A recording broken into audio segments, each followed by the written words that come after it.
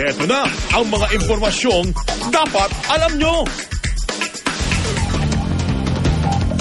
Maagang pamasko sa mga motorista, posible naman daw mag-rollback sa presyo ng diesel at gasolina mga kumpanya ng langis.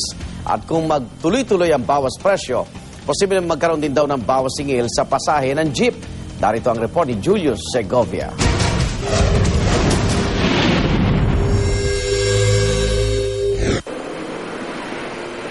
Matapos ang bawas presyo sa petrolyo ng isang linggo, panibagong bugso na naman daw ng oil price rollback ang aasahan ng mga motorista isang linggo bago magpasko.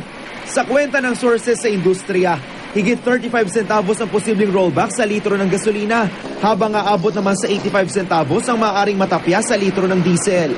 Magandang kwan yun, ang pamasko sa kwan, mga motorista.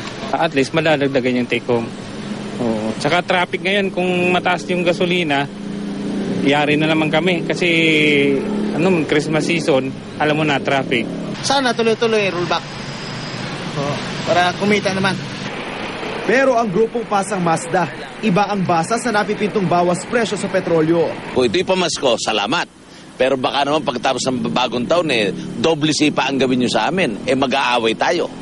Matapos ang inaasahang rollback, nasa higit 55 pesos pa rin ang pinakamahal na litro ng gasolina, habang aabot na lang sa 40 peso level ang litro ng diesel. Kung magtutuloy-tuloy ang rollback sa petrolyo, posibleng bawas singil sa pamasahe naman daw ang bumungad sa mga pasahero sa pagsalubong sa bagong taon. Kung talaga ipagpapatuloy ang pagbantot, ito'y bumaba ng 36 na sinasabi namin, kami na mismo ang magro-rollback ng pamasahe namin to 750. Isinantabi muna ng hanay na transportasyon ang petisyon nilang 2 pisong dagdag sa 8 pesos na minimum fare sa jeep nang magsimulang bumaba ang presyo ng diesel. Nauna nang sinabi ng LTFRB na walang aasang dagdag singil sa pamasahe sa jeep hanggang matapos ang taong ito.